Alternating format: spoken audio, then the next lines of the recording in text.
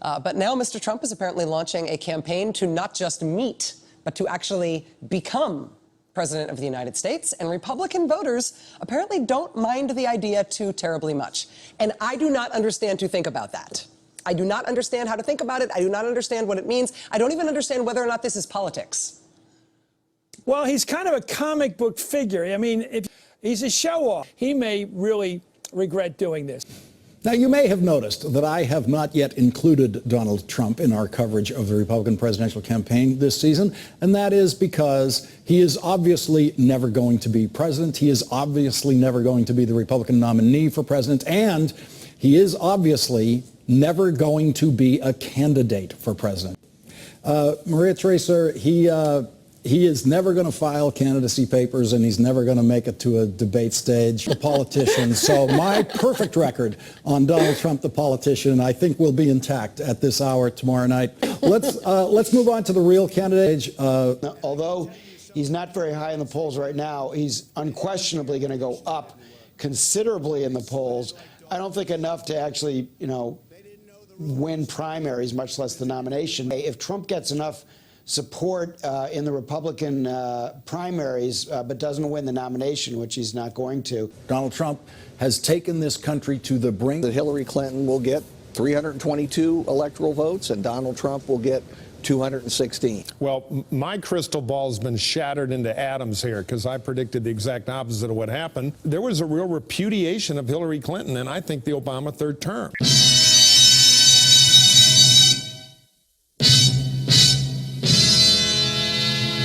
What Donald Trump is offering in terms of policy is as radical a departure from normal American politics as anything that has ever happened in any of our lifetimes.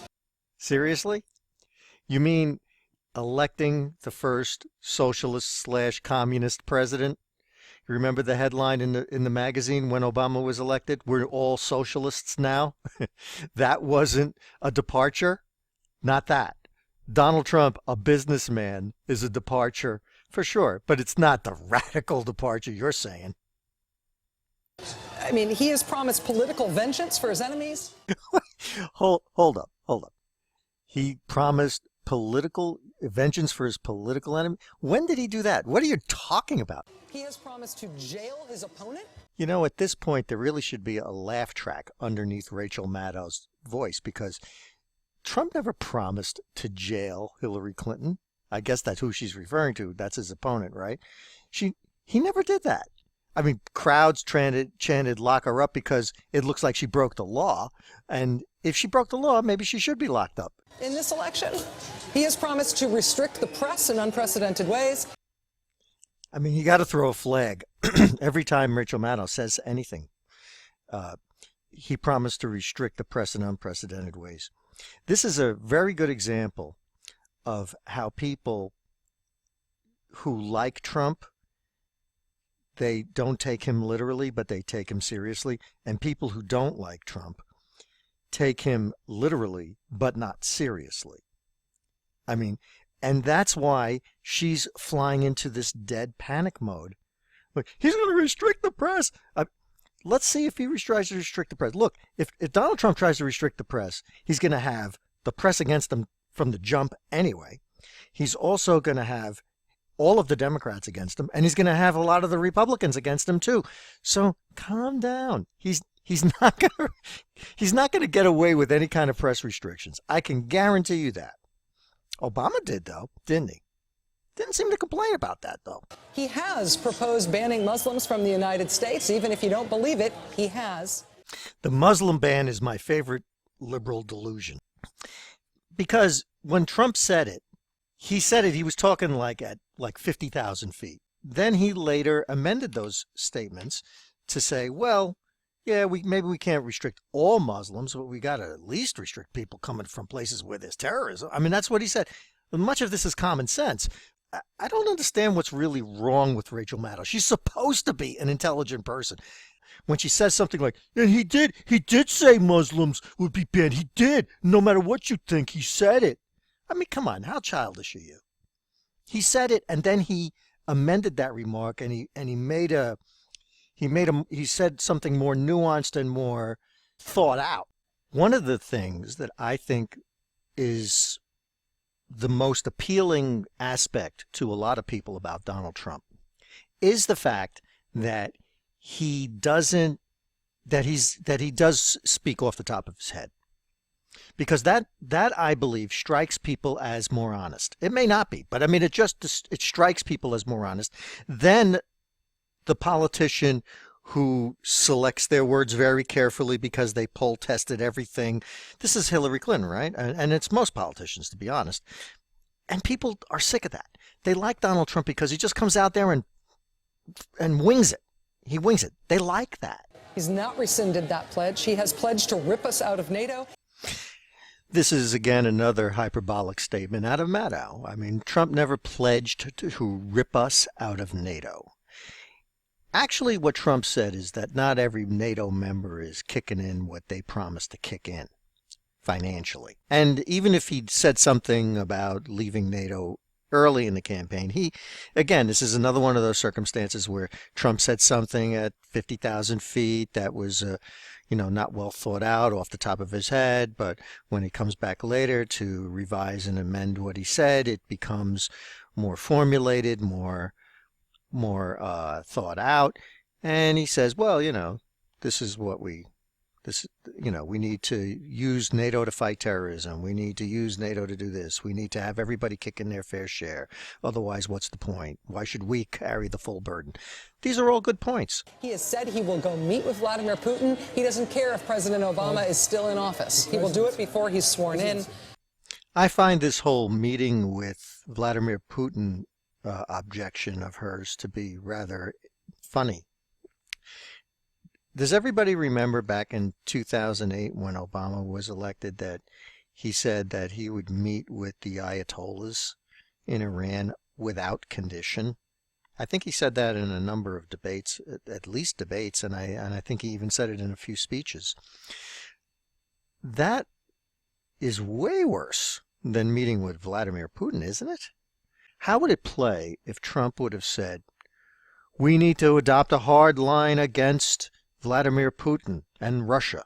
Well, then they would have called him, Rachel Maddow would be calling him a warmonger, right? We don't want that, do we? I don't think we do. We want to stand up to Russia. We don't want them thinking they can just grab land. So how does Trump approach that most appropriately? Does he adopt a belligerent tone, or does he adopt a more conciliatory tone, saying we want better relations with Russia? I think Vladimir Putin is a strong leader. Vladimir Putin is a strong leader. Funny how when Trump said Vladimir Putin was a strong leader, Democrats took that and turned it around and said he called him a great leader. I don't think Trump's ever said Putin was a great leader. Strong leader, not a great leader. And he is a strong leader. He is. All dictators are strong leaders. I mean, so he is a strong leader. But I don't think you can fault Trump for wanting to meet with Vladimir Putin. As a matter of fact, I think that's probably a good idea. Set him straight. Because we have one thing you could say about Trump, and in fairness, this video was taken on election night. But since this video and since election night, Trump has made some interesting appointments to his national security team that would put anybody who was worried about being overly conciliatory towards the Russians, put their concerns at ease a little bit, because he's got some heavy mamma jammas in there, doesn't he? I think he does. So again, Maddow is just so over the top. And this is true. Maddow is just one of the people on MSNBC. But this is true for Lawrence O'Donnell. It's true for all of them on that channel. Chris Matthews, really, come on. Chris Matthews, that guy belongs in a mental asylum. He has promised to create a national deportation force to go door to door, business to business, and throw more than 10 million people out of this country. Oh, boy. One of the reasons why I really don't like MSNBC is because of the kind of dishonesty that Rachel Maddow just exhibited. Now, when Donald Trump first made remarks about deportations. He said things like Rachel Maddow is accusing him of saying. But after he said those things, and he got reaction from the public, and then he amended what he said, and he scaled it back, and he brought it back, and he said, well, first we're going to find criminal illegal aliens and we'll deport them, and then we'll see where we are. Now that's a real hedge compared to what he first said. And I do not believe Donald Trump has mentioned, since the first week he mentioned deporting 10 million people, that he was ever going to have a force to specifically to deport people that doesn't already exist, like the immigration, ICE, whatever it's called, the interior enforcement of immigration laws, and that agency. I mean, they can't do 10 million. They can't do a deportation of 10 million people where they go into homes and drag people out by the thousands. I mean, that's not going to happen. That is crazy talk. That is this kind of hand-wringing, fear-mongering, scare-mongering, irresponsible kind of rhetoric that comes out of MSNBC that really is so dishonest and wrong. And I know they hang their hat on, well, he said it. Well, yes, but he revised what he said. So, you can choose to believe that. And don't be surprised that the majority of people in the majority of states that hold the majority of the electoral votes didn't think that way, because that's how we elect a president, Rachel. And and she does her side no service at all by doing what she's doing. In fact, she makes things worse. She actually is fomenting such great fear, it could lead to bad things. And it has. It has. In some places it has. So this kind of irresponsible talk is really just, to me, it's over the line. It's over the line. I mean, if Donald Trump said something stupid, way back at the beginning of the election cycle, and on the same topic he said other things that moderated that tone, why wouldn't you include that in your comment if you were honest? That's the answer. You're not including it because you're not honest. And that's Rachel Maddow and every single one of those people on MSNBC. It's really a disgraceful network. I mean, if he does any one of those things that he has promised to do, our country is about to face some serious crises. And so, I mean, buckle up. Your country needs you at a time like this. This is, if he does any of the things he said he's going to do that are so outside political norms, the country is about to go through something that is going to be a radical shock. That's going to be a bigger shock than just electing him. Kristen Welker covering the Clinton campaign. Kristen? Have now confirmed that Secretary Clinton has conceded to Donald Trump. This concession took place in a phone call. We anticipate just moments ago. And as we are awaiting Donald Trump taking the stage here, that is the news at this hour. Secretary Clinton has conceded to Donald Trump. It is a stunning and shocking development, particularly for her supporters who waited hours here at the Javits Center to hear from her when it appeared as though the path was becoming too difficult. A number of them broke out into tears, started leaving early. Grief started to set in, one of her supporters told me. This is a political upset of huge, huge magnitude. Of course, she was holding the event here at the Javits Center, which has a glass ceiling, something that she was hoping to break through tonight to make history to become the first woman president. But it was not to be. Again, Secretary Clinton conceding to Donald Trump this evening. Now, I have a final few words about MSNBC and the people they put on the air. Not just Rachel Maddow, but all of them. During this election cycle, they were laughing up their sleeve at Donald Trump and at people who thought Donald Trump had a chance. Now, he wasn't my guy. I didn't initially want Donald Trump, but I found him to be a sight better than Hillary Clinton, who I honestly do believe is a criminal. But the whole left, and MSNBC really leading the way, just showed so much overconfidence and cockiness. They were arrogant, self-righteous, and condescending, and they were guilty of groupthink. They sat together, they're all like-minded people, and they sat together on their shows, and they all came to the same conclusion. Why? Because they all run in the same circles. It's all incestuous, like-minded thinking people agreeing with each other for the most part. And this is bad. This is not good. And they're continuing to do it. Look, they convinced themselves that Donald Trump didn't have a chance. They laughed at him. They thought he was a clown. They called him a clown. And he was definitely different. But I think much of what they're doing now is only going to serve to further divide the country and to scare people. Now, Donald Trump is going to have to perform in the job. He's going to have to be able to do the things to revive the economy the way he says he is going to.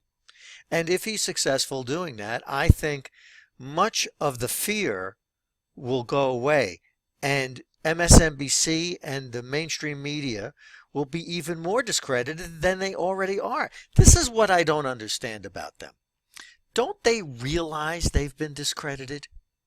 Don't they understand that every day they continue to go down this road trying to ruin Trump, and they fail and they get it wrong every time? They make themselves less and less of a factor in anybody's thinking? Don't they understand that? Are they so arrogant that they don't see that? Do they think that they're immune to that kind of marginalization? That's what's happening to them. I don't even think they know that. I mean, they're not totally stupid people. They have to know that performing the way they did during the election, being so wrong, that they've marginalized themselves. Now, they'll come back and say things like, well, the whole media was wrong. Everybody was wrong. Well, that's true. Most of the media was wrong. Almost all of it. Not all of it. Not entirely all of it, but most of it. Certainly all the mainstream media was wrong. Yet, not everybody was wrong. I thought Trump had a chance to win. I did a video the night before the election saying he could win through Pennsylvania. And I don't have any special gifts or powers. I just looked at the information and I was able to figure that out. And I know there were other people like me all over the place, but we're not in the mainstream media. We're just out here and wherever we are looking at the information and figuring it out. One of the guys in this video that I just posted said that the data lied to them, or some words to that effect. The data didn't lie to them. They ignored the data. Let me tell you what happened, in my opinion, with the polling.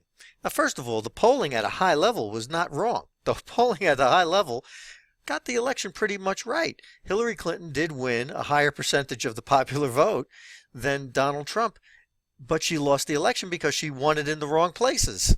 She won the vote in the wrong places. She won it in New York and California. That's not how you win the election. So, I mean, think about where they all campaigned. They all campaigned in that one little area in the Midwest that comprised all those swing states. Anyhow, the first clue that we had that the polling was going to be a problem happened a year before the election ever happened. Gallup, the Gallup organization, announced they were not going to be doing any presidential polling during the presidential election. And the reason they gave was that they said they didn't know how to do it anymore. Too many things had changed. There was too many changes to the population and technology, and they weren't getting good samples, and nothing was reliable, and they weren't confident. Now, when the premier polling organization in the country, perhaps the world, says that they're not competent enough to do polling, that's got to set all the other pollsters back on their heels, because now they don't know how to poll. They're no better. They don't know how to poll this presidential election. So what happens? Well, here's my theory, and I know it's only a theory. I'm speculating here, but I think it's a relatively reasonable speculation if you think about it. The pollsters all checked their numbers against the other pollsters. So there was a confirmation bias going on. And they all assumed that Hillary Clinton would get the same kind of profile of the people voting for her and the turnout that Barack Obama got. But they forgot something very important. They forgot that Hillary Clinton, even though she had massive amounts of money and a tremendous get out the vote organization, people really didn't like her. I mean, she wasn't Obama. Obama was like a matinee idol. Hillary Clinton is like a a hall monitor. I mean, she's not a very engaging type of person, and when she tries to be, it comes off really phony, and it's not good. The chemistry between her and audiences is not really good, and she wasn't going to get the turnout. She just wasn't going to do it.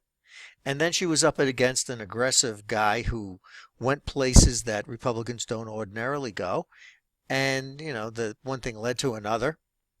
But the pollsters, not in the country, but in particular states, got it wrong. And they got it wrong, in my opinion, because they were checking notes with each other. And so that's why you had a cluster of polls. If you remember, during the whole election cycle, if you looked at all the different polls and you added them all up, you just looked at them, and there was like a cluster of them that all said more or less the same thing. Hillary Clinton had something of a lead or something less of a lead, or Trump was a little bit ahead here, not as ahead there, and things like that. But in total, Hillary Clinton was ahead. And that was true for individual state polls as well. And that's where the problem came, because they were basing, A, they didn't know how to do the polling. B, they tested against they validated their poll against their competitors. And C, they used the wrong assumption in terms of turnout. And that's how the pollsters, really blew the election, I think.